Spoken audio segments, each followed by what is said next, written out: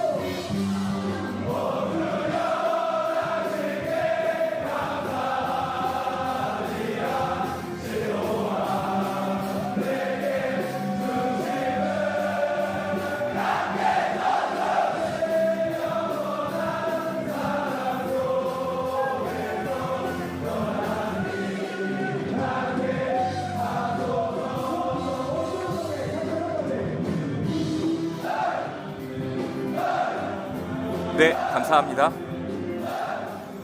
네, 지금 봐도 제 가슴이 이렇게 뜨거워지는데요.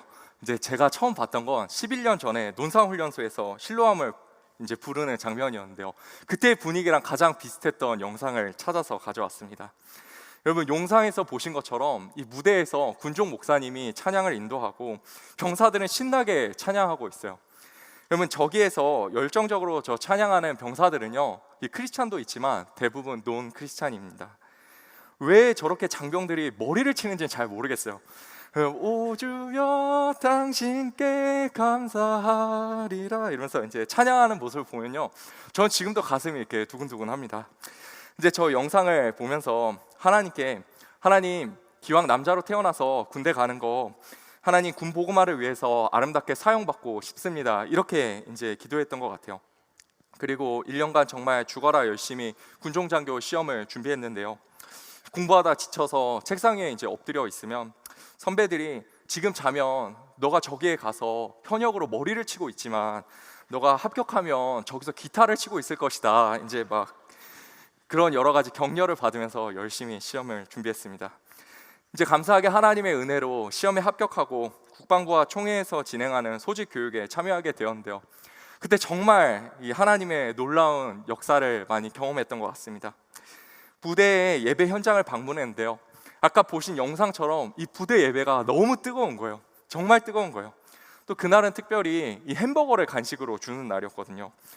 근데 이제 군부대의 대부분의 병사들이 교회에 나왔을 뿐만 아니라요, 여러분 불교, 원불교, 거기에 군종 이제 친구들도 나와가지고요, 교회에서 예배 드리고 막 개종하고 막 이런 놀라운 역사들이 나타나는 거예요. 그날 이제 한 중령 목사님께서 이제 교육대에 나오시더니 군종 목사로 군대에서 사역하면서 2,000명의 새로운 사람들을 전도했고 직접 세례를 주었다, 이렇게 말씀을 하시는 거예요. 여기는 많은 병사들을 변화시킬 수 있는 황금 어장이다. 이곳은 군대라는 특수한 지역, 특수한 집단, 특수한 문화를 가진 곳으로 군 선교사가 반드시 필요한 군 선교지다, 이렇게 말씀을 해주시는 거예요. 근데 막 제 가슴이 막 쿵쾅쿵쾅 막 뛰기 시작했습니다. 그리고 이제 올해 파송을 앞두고 1월부터 제가 이제 선배 목사님들이 계신 이 부대를 하나씩 방문했는데요, 정말 큰 충격을 받았습니다. 이 불과 10년도 안 돼서요, 이 군대 분위기가 완전히 바뀌어 버린 거예요. 100명, 200명씩 나오던 교회가요, 텅텅 비어 버렸습니다. 부대 내에서 이제 핸드폰 사용이 가능해지면서 더 이상 병사들은 교회에 나오지 않습니다. 과거와 달리 월급이 대폭 인상되면서 이제는 더 이상 옛날처럼 어떤 초코파이나 햄버거 때문에 교회에 나오지 않습니다. 코로나로 2년간 예배를 드리지 못하면서 이 군 교회는 정말 어려운 시간을 겪고 있어요. 심지어 군대 안에서 인권이 강조되면서요, 종교의 자유라는 이름으로 이제는 군대에서 군종 목사가 교회 나와라, 예수님 믿어라, 이런 말 자체를 직접 병사들에게 할 수 없는 시대가 되어버렸습니다. 주일에 100명씩 200명씩 모이던 교회가요, 지금은 3명, 5명밖에 나오지 않습니다. 심지어 어떤 교회는 단 한 명도 모이지 않아서 군종병과 단둘이 목사님이 예배를 드리고요, 어떤 교회는 군종병조차 없어서 군종 목사 혼자서 예배를 드리는 곳도 있습니다. 그 무너져버린 예배 환경을 보면서 제가 얼마나 가슴이 아팠는지 모릅니다. 이 군선교가 어렵다는 이야기를 정말 많이 들었는데요, 직접 눈으로 보고 나니까 이게 너무 충격적인 거예요. 오늘 말씀의 주인공 느헤미야도 비슷한 상황에 처합니다. 느헤미야가 왕궁에 있는데 형제 중에 하나인 하나니로부터 예루살렘에 관한 이야기를 듣게 됩니다. 예루살렘에 있던 사람들은 다른 나라의 침략을 당해 모두 포로로 끌려갔고요, 이 하나님의 성전, 성벽이 모두 다 허물어졌다는 이야기를 듣습니다. 이스라엘 사람들에게 있어서 이 예루살렘 성전은요, 자신들의 인생의 가장 소중한 것이었습니다. 그들의 인생의 전부였고요, 정말 가치 있는 거였어요. 그들의 꿈이고 소망이었고 그들이 생각하기에 하나님을 만날 수 있는 이 중요한 통로가 바로 성전이었습니다. 그런데 그 소중한 것들이 사라지고요, 차가운 새벽과 같은 시간이 이들에게 찾아온 거예요. 사랑하는 성도님들, 우리 인생 속에서도요, 우리는 이러한 불행을 경험할 때가 있습니다. 맥락스럽게 갑자기 찾아온 이 새벽과 같은 시간을 만나곤 합니다. 예고 없이 삶에 무언가 무너지는 것들을 우리는 경험합니다. 그런데 이때 우리는요, 주로 왜라는 질문을 많이 던지는 것 같아요. 도대체 왜 이런 일이 일어나는 걸까? 아니, 왜 하필 이런 일이 나에게 생기는 것일까? 물론 우리 인생에서요, 왜라는 질문을 던지는 건 굉장히 중요합니다. 우리는 우리 앞에 놓인 상황이 납득되어야만 그것을 받아들일 수 있는 존재니까요. 또 그래야 그 다음에 같은 실수를 반복하지 않고 대비책을 세울 수 있거든요. 그러나 때로는요, 우리 삶에 왜라는 질문보다는 어떻게라는 질문이 더 중요할 때가 있는 것 같습니다. 비록 조금 상황은 어렵지만 지금 이 상황에서 하나님께서는 도대체 우리를 통하여서 무엇을 하기 원하실까? 질문하면서 그거에 대한 올바른 답을 찾아 나가는 것이죠.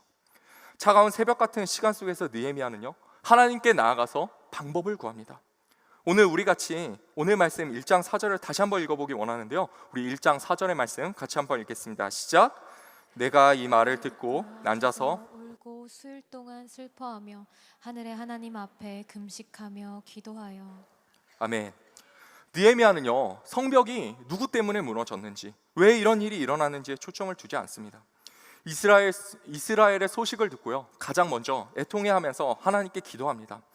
하나님, 이스라엘 백성과 맺은 언약을 기억하여 주셔서 이스라엘을 회복시켜 주시기를 원합니다. 하나님께 기도하면서 나아갑니다. 그때 느헤미야는요, 이스라엘의 회복을 위해서 자신이 무엇을 해야 하는지 깨닫게 되어요. 우리 오늘 느헤미야의 말씀 2장 12절 상반절을 같이 한번 읽어보기 원하는데요, 우리 같이 읽겠습니다. 시작. 내 하나님께서 예루살렘을 위해 무엇을 할 것인지 내 마음에 주신 것을 내가 아무에게도 말하지 아니하고. 아멘. 이스라엘을 위해 무엇을 해야 하는지 깨달은 이 느헤미야는요, 그것을 향해 달려나가기 시작합니다. 제가 이 말씀을 묵상하면서 예전에 책에서 봤던 한 이야기가 떠올랐는데요, 두 사람이 산을 오르다가 실수로 그만 구덩이에 빠져버렸어요. 서로 다른 구덩이에 빠진 두 사람은요, 빠져나오기 위해 열심히 몸부림을 쳤지만 두 구덩이가 너무 깊고 흙이 단단해서 올라올 수가 없었습니다.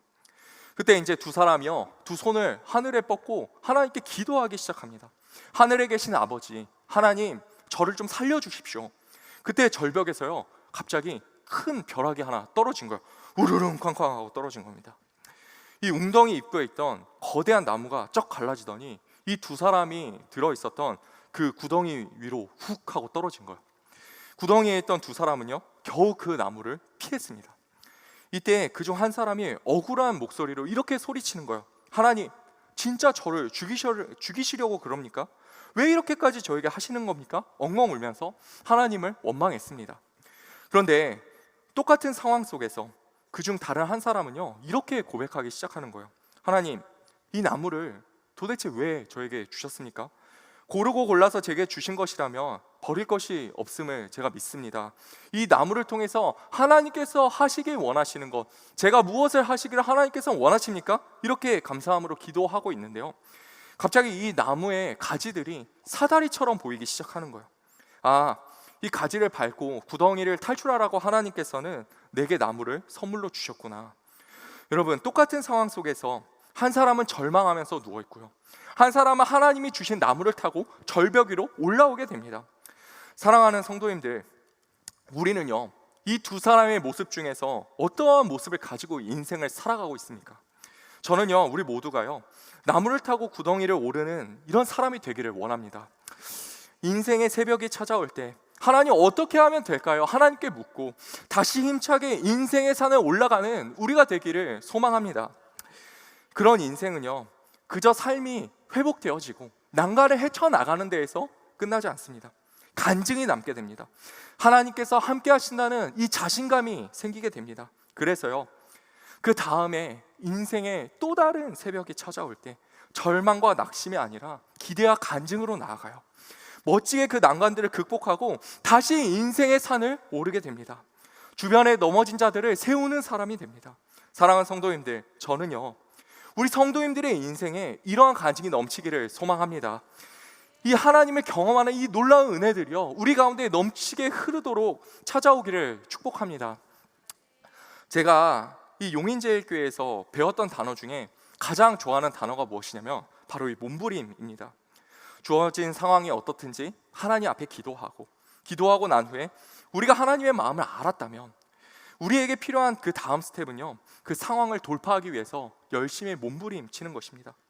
자꾸 복잡하게 계산하는 것이 아니라 단순하게 그냥 하나님께서 주신 것들을 붙들고 앞으로 달려나가는 거예요. 그러면 나머지는요, 이제 하나님께서 해주시고 책임져 주십니다. 제게 이 몸부림이라는 단어가 은혜가 되는 것은요, 하나님께서는요, 우리의 그 몸부림을 귀하게 보시고 이 몸부림을 통해서 일하시기 때문입니다. 이 세상의 눈에는 참 어려워 보이는 순간에 도저히 이겨낼 수조차 없을 것 같은 그런 상황에서요, 하나님은 우리의 몸부림을 사용하셔서 그분의 그 놀라운 역사를 이루어 가십니다. 아무도 맞서지 못했던 그 거대한 골리앗 앞에서 이 다윗은요, 물맷돌 하나를 들고 열심히 발버둥 칩니다. 몸부림칩니다. 그때 하나님께서는요, 그 몸부림을 사용하셔서 당대 최고의 기술과 신체를 가진 골리앗을 쓰러뜨리십니다. 엘리야가 수백의 바알 선지자들 앞에서 제단을 쌓고 몸부림을 칩니다. 그러자 하나님께서는요, 그 몸부림을 사용하셔서 그 땅의 모든 우상들을 몰아내는 데 사용하셨습니다. 사랑하는 성도님들, 지금 이 군선교의 현장은 정말 어둡습니다. 작년에 군대에 임관한 목사님들이 부대에 처음 부임했을 때, 이 부대 교회에 처음 들어갔을 때 이 절반 이상이 예배 드릴 때 성도가 적게는 3명, 많아야 7명이었다고요. 심지어 어떤 교회는요, 주일에 설레는 마음으로 이 목사님께서 열심히 설교를 준비해서 강단에 올라갔는데 아무도 예배 자리에 나오지 않는 거예요. 여러분, 교회에 멋진 찬양팀? 당연히 없고요. 우리 교회처럼 멋진 화면? 당연히 없습니다. 좋은 조명? 음향도 없어요.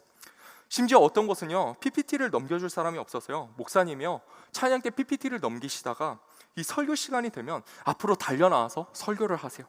사랑하는 성도님들, 우리가 지금요, 매주 이렇게 좋은 환경에서 이런 최고의 예배를 드릴 수 있는 거 정말 감사해야 합니다. 여러분, 찬양할 때요, 이 앞에서 가사 나오는 거, 자막 나오는 거요, 이거 당연한 거 아니에요. 정말 감사해야 합니다. 제가 이번에 군 선교 기간 동안요, 이 군 선교를 준비하면서 평일에 이제 부대 목사님들을 방문해서 같이 찾아뵙고 이야기를 나누는데요, 모두 다 약속한 것 같이 하시는 말씀들이 다 이런 거예요. 정말 여기서 할 수 있는 게 기도밖에 없습니다. 하나님, 저를 여기에 부르셨는데 제가 어떻게 하면 될까요? 하나님께 묻고요, 그 하루하루를 그냥 몸부림치면서 살아가는 거예요. 그런데 그러니까요, 하나님께서 이 교회 가운데, 이 군선교 현장 가운데 조금씩 부흥의 역사를 펼쳐나가기 시작하십니다. 한 목사님께서 부대 교회를 위해서 열심히 기도하면서 몸부림치고 계시는데요, 부대 근처에 카페가 리모델링 하면서 카페 장비를 내놓는다는 이제 소식을 들으신 거예요.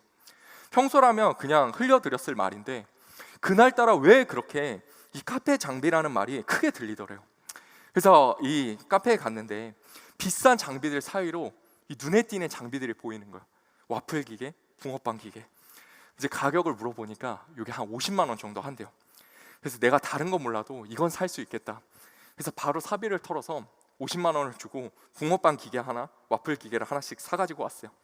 그리고 쿠팡에서 재료를 사서 맛있는 붕어빵을 구워서 이제 병사들을 찾아가기 시작합니다. 이제 아까 나눈 것처럼요, 요즘은 종교의 자유의 문제가 군대 안에서 정말 심각합니다. 대부분의 병사들은요, 이 일과를 마치고요, 생활관이라는 숙소에서 핸드폰을 하면서 누워 있는데요, 군종 목사는 이 생활관 안으로 들어갈 수가 없어요. 또 병사들에게 아까 말씀드린 것처럼 예수님 믿어라, 교회 나와라, 이런 말을 할 수조차 없습니다. 그래서 이 목사님이 어디로 가셨냐면 흡연장으로 갔어요. 여러분, 흡연장은요, 장병들이 밖으로 나와야 되거든요. 그래서 무리지어 담배 피는 병사들에게 찾아가서요, 따뜻한 붕어빵 주면서 얘들아, 우리 교회에 오면 와플 기계가 있다? 막 이렇게 하는 거예요.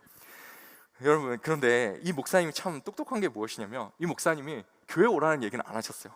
와플 기계 있다고만 말하셨죠. 그러니까요, 며칠 후에 와플을 먹고 싶은 병사들이요, 2명, 3명 이 교회를 찾아온 거예요. 같이 와플 먹고 즐겁게 교제하고 이 병사들의 고충도 들어주고 목사님이 왜 이제 교회를 나오게 됐는지 막 그런 이야기들을 서로 나누다가 돌아갔습니다.